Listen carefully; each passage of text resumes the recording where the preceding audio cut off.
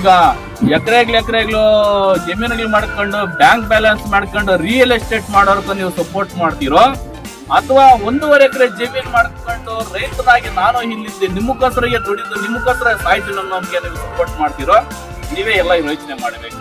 ಉಚಿತ ಮನೆಗಳ ವಿಚಾರ ಬಂತಂತಂದ್ರೆ ಕೆಲವೊಂದಿಷ್ಟು ಲೀಡರ್ಗಳು ಏನ್ ಮಾಡ್ತಾ ಇದ್ದಾರೆ, ಏನು ರಾಜಕೀಯ ಮುಖಂಡರು ಕೆಲವರು ಒಂದಿಷ್ಟು ಜನ ಇದ್ದಾರೆ, ಏನಂತ ಉಡಾಫೆ ಕೇಳ್ತಾ ಇದಾರೆ ಅಂದ್ರೆ ಆತ್ನು ನಾವು ಹೇಳಿದ್ರೆ ಆತ್ನ ಮನೆಗೆ ಕೊಡೋದು, ನೀವೆಲ್ಲ ಹೋದ್ರೆ ಕೊಡಲ್ಲ ಆತ್ನ ಮನೆಗಳು ಅಂತ ಕೇಳಿ ಕೆಲವರು ಜನಗಿಕ್ಕ ಹೇಳ್ಕಂತ ಇದ್ದಾರೆ. ಯಾವುದೇ ಪಕ್ಷದವರಾಗ್ಲಿ ಒಂದು ವಿಚಾರ ಕೇಳೋದು, ಈಗ ನಾನು ಯಾವುದೋ ಒಬ್ಬ ವೈಯಕ್ತಿಕ ಪಕ್ಷದ ಮುಖಂಡನಂದ್ರೆ ಊರಿನಲ್ಲಿ, అವಾಗ యారో మనకి కూడా నమ్మూరారు ಬರ್ತಾ ఇದ್ದಾರೆ అంటే మీకంతా ఇచ్చాల్దో ಯಾವ కాలం మేము చెప్తేనే ఆయన ఇచ్చేది, అది గవర్నమెంట్ ఇంకా వచ్చిన ఇంట్లో ఈడిస్తా ఉన్నాడు ಅಂತ ಕೇಳಿ ಜನಗಿಕ್ಕ ಈಗಾಗಲೇ ದಾರಿ ತಪ್ಪಿಸ್ತಾವ್ರೆ ಸುಮಾರು ಜನ. ಅಷ್ಟೇ ಅಲ್ದ ಇನ್ನೊಂದಿಷ್ಟು ರಾಜಕೀಯ ಮುಖಂಡರಿಗ ಹೇಳಕ್ ಇಷ್ಟಪಡ್ತಾ ಇದೀನಿ. ಏನು ಅಂತಂದ್ರೆ CM ಬೈರೇಗೌಡರಿಗಿರೋದು 1.5 ಎಕರೆ ಜಮೀನು, ಯಾವುದೋ ಒಂದು ಕಿತ್ತೋಗಿರೋದೊಂದು ಟಿಪ್ಪರ್ ಮಾಡ್ಕೊಂಡಿದ್ದಾನೆ. ಅವನು ಯೋಗ್ಯತೆ ಆಗಿರೋದು, ಅವನ ಹತ್ರ ಜಮೀನು ಇರೋದೇ 1.5 ಎಕರೆ, ಅವನು ಮನೆಗೆ ಕಟ್ಸ್ಕೊಡ್ತಾನ. ನಿಮಗೇನು ಹುಚ್ಚ? ಹೋಗಿ ಅವನಿಂದೇ ಬಿದ್ದಿದ್ರಲ್ಲ ನೀವು. ಸರ್ಕಾರನೇ ಮಾಡೋಕ್ಕಾಗಿಲ್ಲ, ಸ್ಟೇಟ್ ಗೌರ್ಮೆಂಟ್ ಮಾಡೋಕ್ಕಿಲ್ಲ, ಸೆಂಟ್ರಲ್ ಗೌರ್ಮೆಂಟೇ ಮಾಡೋಕ್ಕಾಗಿಲ್ಲ, ಅವನು ಮಾಡ್ತಾನ? ನೀವೇನು ದಡ್ರ? ನಿಮ್ಗಷ್ಟು ಬುದ್ಧಿ ಬೇಡವಾ ಅನ್ನೋ ರೀತಿನಲ್ಲಿ ಜನಕ್ಕೆ ಹೇಳಿ ಬರ್ತಾ ಇದೆ. ಯಾವ ಪಕ್ಷದವ್ರು ಅಂತ ಕೂಡ ಪಕ್ಕ ಗೊತ್ತಾಗಿದೆ ನಮಗೆ. ಈಗ ಅಂಥವ್ರಿಗೆ ನಾನು ಒಂದು ಹೇಳ್ತೀನಿ, ಅಂಥವ್ರಿಗೆ ಒಂದು ಮಾತಾಡೋಕ್ಕೆ ಇಷ್ಟಪಡ್ತೀನಿ. ಈಗ ನನ್ನ ಹತ್ರ ಇರೋದು ಒಂದು ಟಿಪ್ಪರ್ ಸರಿ, 1.5 ಎಕರೆ ಜಮೀನು ಸರಿ, ಆಯ್ತು ಒಪ್ತೀನಿ. ನನ್ನ ಹತ್ರ 1.5 ಎಕರೆ ಜಮೀನು, ಒಂದು ಟಿಪ್ಪರ್ ಇರೋನು ಇವತ್ತು 10,000 ಮನೆ ಕಟ್ಸ್ಕೊಡಕ್ಕೆ ನಾನು ಮುಂದೆ ಬಂದಿದ್ದೀನಿ ಅಂತಂದ್ರೆ, ನೀನು ಸಾವಿರಾರು ಎಕರೆ ಜಮೀನು ಇಟ್ಕೊಂಡು ಕೋಟಿಗಟ್ಟಲೆ ಬ್ಯಾಂಕ್ ಬ್ಯಾಲೆನ್ಸ್ ಇಟ್ಕೊಂಡು ನೀನು ಜನಕ್ಕೆ ಏನು ಮಾಡ್ತಾ ಇದೀಯಾ? ಇವತ್ತು ಅಂಥವ್ರಿಗೆ ಸವಾಲ್ ಹಾಕಿ ಚಿಟಿಕೆ ಹೊಡೆದು ಕೇಳ್ತಾ ಇದ್ದೀನಿ, ನಿನಗೆ ತಾಕತ್ತೇ ಇದ್ರೆ, ನೀನು ರಾಜಕಾರಣಿನೇ ಆಗಿದ್ರೆ, ನೀನು ಎಕರೆಗ್ಲಿ ಜಮೀನೇ ಮಾಡಿದ್ರೆ ನನ್ನ ಮುಂದೆ ಬಂದು ನೀನು ಕೆಲಸ ಮಾಡು. ಅರ್ಧ ಮೀಸೆ ಬೋಡಿಸ್ಕೊಂತೀನಿ. ರಾಜಕಾರಣಿ ಎಲ್ಲರಿಗೂ ಹೇಳ್ತೀನಿ, ನೀವ ಅಥವಾ ನಾನು 1.5 ಎಕರೆ ಮಾಡ್ಕೊಂಡು ಜನಕ್ಕೆ ನಾನೇನು ಮಾಡ್ತೀನಿ, ನೀನು ಕೋಟಿಗೆ ದುಡ್ಡು ಮಾಡ್ಕೊಂಡು ಬ್ಯಾಂಕ್ ಬ್ಯಾಲೆನ್ಸ್ ಮಾಡ್ಕೊಂಡು ಎಕರೆಗ್ಲಿ ಜಮೀನು ಮಾಡ್ಕೊಂಡು ನೀನೇನು ಮಾಡ್ತೀಯ? ಎಲ್ರು ಬಿಡ್ರಿ. ನೋಡಿ, ಕೋಲಾರದಲ್ಲಿ 18 ವರ್ಷಗಳಿಂದ ಬೇರೆ ಯಾರಲ್ಲ, ನಮ್ಮ KH ಮುನಿಯಪ್ಪ ಅಂತ ವ್ಯಕ್ತಿ ಪಾಪ 18 ವರ್ಷದಿಂದ ಆ ಹೆಣ್ಣು ಮಗು ಮೂಲೆ ಗುಂಪು ಹಾಕ್ಬಿಟ್ಟಿದ್ದಾಳೆ. ಅವ್ರಿಗೊಂದು ರೇಷನ್ ಕಾರ್ಡ್ ಇಲ್ಲ, ಆಧಾರ್ ಕಾರ್ಡ್ ಇಲ್ಲ, ಪಾನ್ ಕಾರ್ಡ್ ಇಲ್ಲ, ಏನೂ ಇಲ್ಲ. ಆರ್ಥಿಕವಾಗಿ ಚೆನ್ನಾಗಿರೋಂಥದ್ದು ಯಾವುದೋ ಒಂದು ಸಣ್ಣ ಜ್ವರ ಬಂತು ಅನ್ನೋದಕ್ಕೋಸ್ಕರ ಪಾಪ ಆ ಹುಡುಗಿಗೆ ತುಂಬಾ ಕಷ್ಟಕಾಲ ಸಿಕ್ತು. ರಾಜಕಾರಣಿ ಹತ್ರ ಯಾರೋ ಹೋದಾಗ ಅವರು ಕೇಳಿದಾಗ ಎಡಗಾಲಲ್ಲಿ ಒತ್ತಿದ್ದಾರೆ, ನಡೆಯಮ್ಮ ಆ ಕಡೆ, ನೀವು ಬಂದು ನಮಗೆ ಮಾನ ಮರೆದೋಗುತ್ತೆ, ಇವಳು ನೆಡದ ಆಸೆ ಬಿಸಾಕ್ರು ಅಂತೆಲ್ಲ ಹೇಳಿದ್ರಂತೆ. ಬಟ್ ಇಷ್ಟು ರಾಜಕೀಯ ಅಂದ್ರೆ, ಇಷ್ಟು ನಮಗೆ ಸ್ವತಂತ್ರ ಬಂದಿದೆ, ಇಷ್ಟು ಸಮಾಜ ಸೇವೆ ಮಾಡಿದ್ದಾರೆ. ಹೋಗಿ ಬಾರಲ್ಲಿ ಹೋಗಿ ಕುಡಿತಾರೆ, ಇಲ್ಲ ಪಬ್ಬಲ್ಲಿ ಹೋಗಿ ಎಂಜಾಯ್ ಮಾಡ್ತಾರೆ. ಬಟ್ ಹೆಣ್ಮಕ್ಳು ಅಷ್ಟೇ ಒಂದು ವಿಚಾರವಾಗಿ ಮೇಕಪ್ ಕಲ್ಕೆ ಸುಮಾರು ದುಡ್ಡು ಹಾಳು ಮಾಡ್ತಾರೆ. ಇಷ್ಟೆಲ್ಲ ಇರ್ತಕ್ಕಂಥ ಒಂದು ಸಮಾಜದಲ್ಲಿ ಆಫ್ಟರ್ ಆಲ್ ಒಂದು ಹೆಣ್ಣು ಮಗು ಜನಕ್ಕೆ ಕಣ್ಣಿಗೆ ಕಾಣಿಸಿಲ್ಲ ಅಂತಂದ್ರೆ ಏನು ಆಗ್ತಾ ಇದೆ? ಇದು ಸಮಾಜದಲ್ಲಿ ಏನೋ ತಿದ್ದಬೇಕು, ಏನೋ ಹೊಸದಾಗಿ ಜನಕ್ಕೆ ನಾನೇನೋ ಕೊಡುಗೆ ಕೊಡಬೇಕು. ಇರೋದು ಏನೋ ಹುಟ್ಟಿದೀವಿ, ಆ ಹುಟ್ಟಿರೋ ಒಂದು ಇದರಲ್ಲಿ ನಾವು ಏನಾದರೂ ಕೊಡುಗೆ ಕೊಡಬೇಕು. ಯಾರಿಗೆ ಯಾವುದು ಶಾಶ್ವತ ಇಲ್ಲ ಅಂತ ಕೇಳಿ ಇದನ್ನೆಲ್ಲ ನಾನು ಒಂದಿನೆಲ್ಲ ಕೂತ್ಕೊಂಡು ಯೋಚನೆ ಮಾಡಿದೆ. ಸಾಕಷ್ಟು ಶ್ರಮ ಪಟ್ಟೆ. ಇವತ್ತೇನು ಮಿಷನರಿ ತಕೊಂಬರೋದು, ಈ ಇಟ್ಟಿಗೆ ಅಷ್ಟು ಈಸಿಯಾಗಿ ಒಂದೊಂದು ಇಟ್ಟಿಗೆ ಕೂಡ ಬೆವರು ಸುರಿಸಿರ್ತಕ್ಕಂಥ ದುಡ್ಡಲ್ಲಿ ನಾನು ಇದನ್ನ ಕೊಡ್ತಾ ಇರ್ತಕ್ಕಂಥದ್ದು. ಆಮೇಲೆ ಸರಿ, ಆ ವ್ಯಕ್ತಿಗೆ ಏನು ಮಾಡಿದೆ, ಬೇರೆ ಕಡೆಯಲ್ಲೋ ಇಟ್ಟಿಗೆ ಪರ್ಚೇಸ್ ಮಾಡಿದೆ. ನಾನು ಏನು ಬೇಡ ಅಂತ ಅಂದ್ಬಿಟ್ಟು ಇಟ್ಟಿಗೆ, ಸಿಮೆಂಟು, 100 ಮೂಟೆ ಸಿಮೆಂಟು, 1000 ಇಟ್ಟಿಗೆ, ಕಂಬಿ ಎಲ್ಲ ಏನೇನು ಬೇಕು ಎಲ್ಲ ನಾನು ಎತ್ಕೊಂಡಾಗಿ ಮನೆ ತಗೊಟ್ಟೆ. ಅವ್ರ ಹೆಂಡತಿ ಸ್ತ್ರೀಶಕ್ತಿಯಲ್ಲಿ 1 ಲಕ್ಷ ರೂಪಾಯಿ ಲೋನ್ ತಗೊಂಡು ಅದು ಕೂಲಿ ಕೊಟ್ಟು ಮನೆ ಕಟ್ಸ್ಕೊಂಡ್ರು. ಆವತ್ತು ಅನಿಸ್ತು ಇವರಿಗೆ ದುಡ್ಡು ಕೊಡೋದು ಬೇಡ, ಇದೇ ಥರನೇ ಮಾಡೇಬೇಕು ಅಂದಾಗ ಇಟ್ಟಿಗೆ ವಿಚಾರ ಹೋಗೋದಾಗ ಆಗ್ತಾ ಇದೆಯಾ, ಅಥವಾ ಯಾರಾದರೂ ಮಾನಸಿಕವಾಗಿ ತೊಂದರೆ ಕೊಡ್ತಾ ಇದ್ದಾರಾ, ಅಥವಾ ನಿಮ್ಮೂರಲ್ಲಿ ಗೊತ್ತಿಲ್ದಿರ್ತಕ್ಕಂಥ ಯಾವನು ಪ್ರಕರಣಕ್ಕೆ ಉದ್ದೇಶಪೂರ್ವ ನಡೀತಾ ಇದ್ದಾವ, ಯಾವುದೇ ಇದ್ರೂ ಸಹ ನಾನು ಮುಂದೆ ಬರ್ತೀನಿ ಅಂತಂದ್ಬಿಟ್ಟು ಪ್ರತಿಯೊಂದು ಕಡೆನೂ ಸ್ವಯಂ ಪ್ರೇರಿತವಾಗಿ ಹೋಗಿ ಎಲ್ಲ ಕಡೆ ಇದು ಮಾಡ್ತಾ ಇದ್ದೀನಿ. ನಮ್ಮ ದಡ್ಮಘಟ್ಟ ರಾಜು ಅವರು ಮತ್ತು ದಿಬ್ಬೂರಹಳ್ಳಿ ನಮ್ಮ ಗೊರ್ಲಪ್ಪಣ್ಣರೆಲ್ಲ ಇದ್ದಾರೆ. ಕೆಲವೊಂದು ಪ್ರಕರಣಗಳಿಗೆಲ್ಲ ಯಾರೋ ಬೇರೆಯವರೆಲ್ಲ ವಿಚಾರಗಳಾಗಿ ಒಂದಿಷ್ಟು ದುಡ್ಡು ಕಾಸೆಲ್ಲ ತಿಂದಿದ್ರಂತೆ ಹೆಣ್ಣು ಮಗು ವಿಚಾರವಾಗಿ. ನಾವು ಸ್ವಯಂ ಪ್ರೇರಿತವಾಗಿ 3 ಶ್ರಮನೂ ಇದೆ ಅದರಲ್ಲಿ. ನಮ್ಮ ಗೊರ್ಲಪ್ಪಣ್ಣದಷ್ಟೇ, ರಾಜು ಅವ್ರದಷ್ಟೇ, ನಮ್ಮದು ಅಷ್ಟೇ. ಎಲ್ಲ ಇದ್ದ ಹೆಣ್ಮಕ್ಳು ಒಂದು ನ್ಯಾಯ ಕೊಡ್ಸಂತ ಕೆಲಸ ಮಾಡಿದ್ವಿ. ಯಾರ ಹತ್ರ ಏನು 1 ರೂಪಾಯಿ ದುಡ್ಡು ನಾವು ತಗೊಂಡಿದೀವ ಕೇಳ್ರಿ, ಯಾರ ಹತ್ರ ತಗೊಂಡಿಲ್ಲ.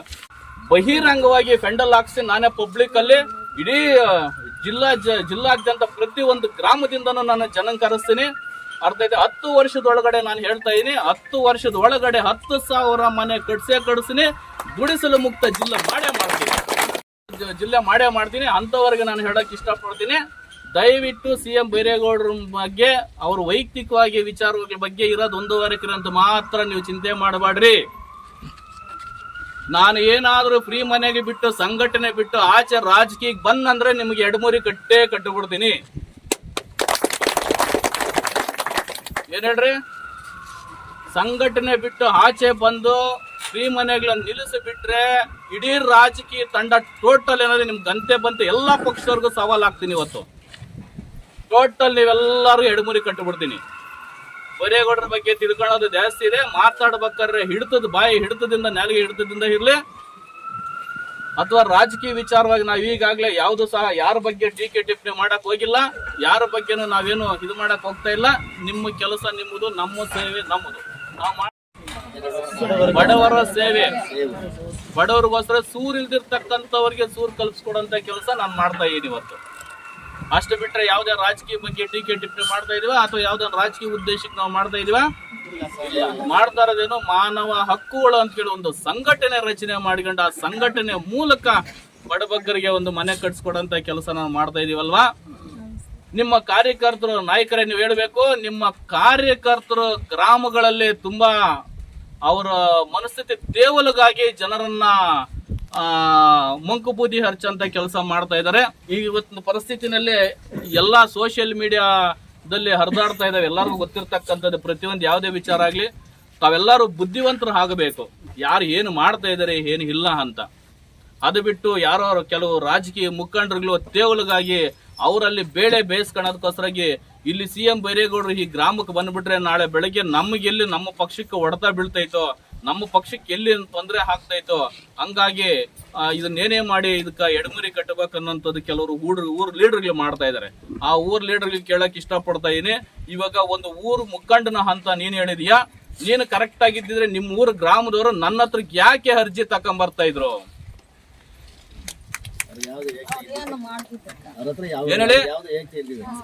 ನಿನಗೆ ಮಾಡಕ್ ಯೋಗ್ಯತೆ ಇಲ್ದಿರೋದಕ್ಕೋಸ್ಕರಾಗಿ ನಿನ್ನ ಊರಿನವರು ಮನೆಗೆ ಅರ್ಜಿ ಕೊಡ್ತಾ ಇದಾರೆ ಅಂತಂದ್ರೆ ಆ ಲೆಕ್ಕಕ್ಕೆ ಆ ಬಡವರು ಎಷ್ಟು ನೊಂದಿರ್ಬೇಕು, ಎಷ್ಟು ವರ್ಷದಿಂದ ಮನೆ ಇಲ್ದಿರ್ಬೇಕು ಅಲ್ವಾ? ಹಂಗಾಗಿ ಇವತ್ತು ನಾನು ಹೇಳೋದು ಒಂದೇ, ನೀನು ಮಾಡ್ಬೇಕನ್ನೋ ಸೇವೆ ಇತ್ತಂದ್ರೆ ನಿಮ್ಮೂರಲ್ಲಿ ಬಡಬಗ್ಗರು ಯಾರಿದಾರ ಅವ್ರಿಗೆ ಸಹಾಯ ಮಾಡ್ಸೋಮಿ. ಯಾರೋ ಮನೆ ಇಲ್ಲ ಅಂತವ್ರು ಬಂದು ಪಾಪ ಏನೋ ನಮ್ಗೊಂದು ಅರ್ಜಿ ಕೊಟ್ಟು ಒಂದು ಮನೆ ತಗೊಳಕ್ ಹೋಗ್ತಾ ಇದಾರ ಅಂತವ್ರನ್ನ ನೀನು ತಲೆ ಕೆಡಿಸಿ ಅಂತ ರಾಜಕೀಯಕ್ಕೆ ಹೋಗ್ಬೇಡ. ನೀನು ಅದು ರಾಜಕೀಯ ಅಂತ ಕೇಳಿ ಅವ್ರನ್ನ ಡೈವರ್ಟ್ ಮಾಡಿ ನೀನು ಅವ್ರನ್ನ ಗುಲಾಮಗಿರಿವಾಗಿ ನೀನು ಅವ್ರನ್ನ ಬಡಿಸ್ಕೊಂತ ಇದೆಯಲ್ಲ, ಎಷ್ಟು ಮಟ್ಟಕ್ಕೆ ಸರಿ ಇದು? ಆಯ್ತು, ವಿ ಮುನಿಯಪುರ ಹತ್ರಗ ನಾನು ಹೋಗಿದ್ದೆ, ನನ್ನ ಮಗನಿಗೆ ಜಾಬ್ ಕೊಡಿಸ್ಲಿಲ್ಲ, ಹಂಗಾಗಿ ನಾನು ವಿ ಮುನಿಯಪ್ಪನ ಪಕ್ಷದಲ್ಲಿ ನನಗೆ ಬೇಕಾಗಿಲ್ಲ, ನಾನು ಬೇರೆ ಪಕ್ಷಕ್ಕೆ ಜಂಪ್ ಆಗ್ತೀನಿ ಅಂತ ಹೇಳಿ ಆ ವ್ಯಕ್ತಿ ಬೇರೆ ಪಕ್ಷಕ್ಕೆ ಜಂಪ್ ಆದ.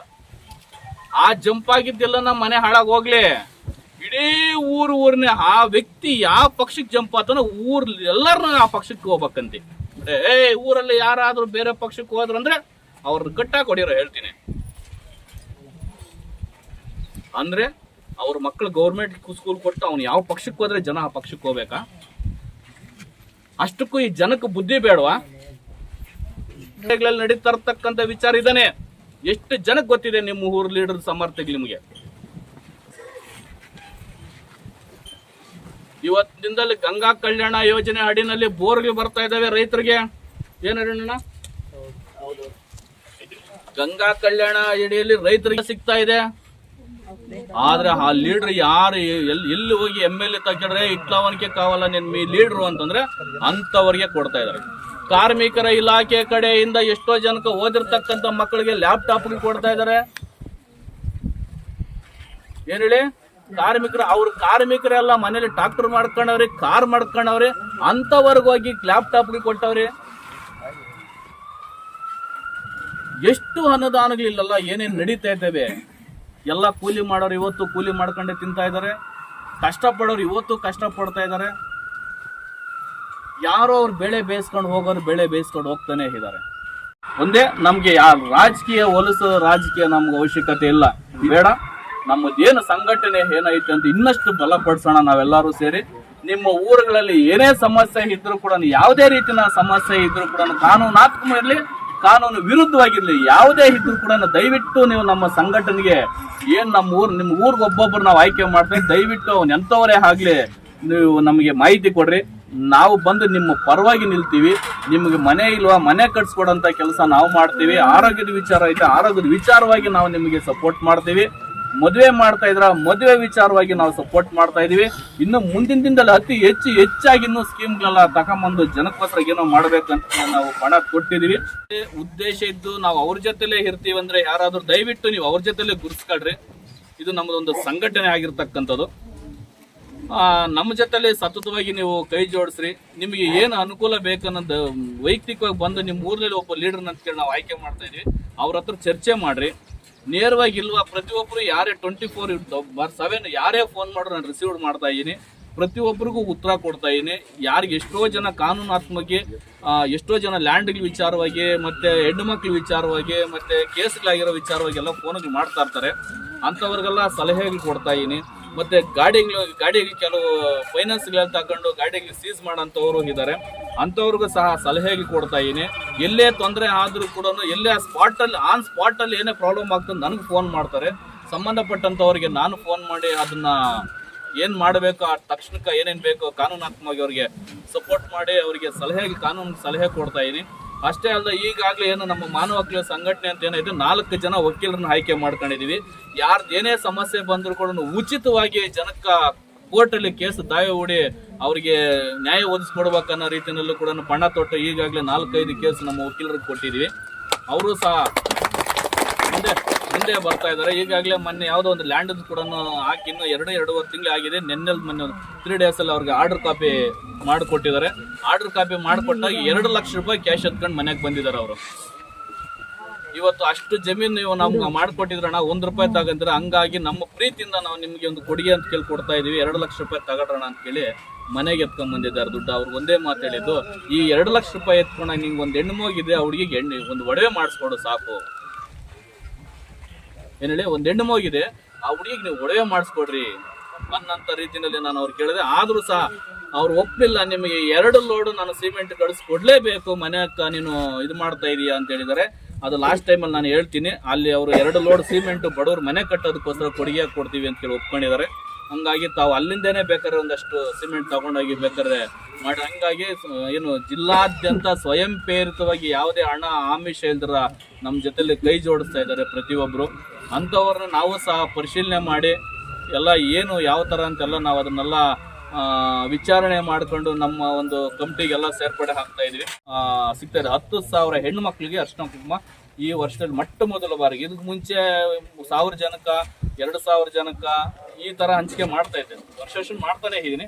ಬಟ್ ಈ ವರ್ಷದಲ್ಲಿ 10,000 ಕೊಡುಗೆ ಏನು ಕೊಟ್ಟಿದ್ದೀನಿ, ಮನೆ ಏನು ಕೊಟ್ಟಿದ್ದೀನಿ, 10,000 ಸೀರೆ ನಮ್ಮ ಕುಟುಂಬದ ಸಮೇತ ನಿಮ್ಮನ್ನು ಮನೆಗೆ ಕರೆಸಿ ಒಂದು ಸ್ವೀಟ್ ಊಟ ಮನೆಯಲ್ಲಿ ನಿಮಗೆ ಬಡಿಸಿ ಒಂದು ಸ್ಯಾರಿ ಕೊಡೋಂಥ ಕೆಲಸ ನಾನು ಮಾಡ್ತಾ ಇದ್ದೀನಿ. ಈಗ ಏನು ಆಜು ಬಾಜು ಸ್ವಲ್ಪ ವರಮಹಾಲಕ್ಷ್ಮಿ ಆಜು ಬಾಜು ಹಿಂದೆ ಮುಂದೆ ಕೊಡೋಂಥ ಕೆಲಸ ನಾನು ಮಾಡ್ತಾ ಇದ್ದೀನಿ. ಈಗಾಗಲೇ ಏನು ನೀವು ಪಾಯಗಳು ಏನು ಹಾಕ್ಕೊಂಡಿದ್ರು ಅದು ನಾನು ಈಗಾಗಲೇ ಕೆಲವ್ರಿಗೆಲ್ಲ ನಾನು ಮಾಹಿತಿ ಕೊಟ್ಟಿದ್ದೀನಿ ದೂರವಾಣಿ ಮುಖಾಂತರವಾಗಿ.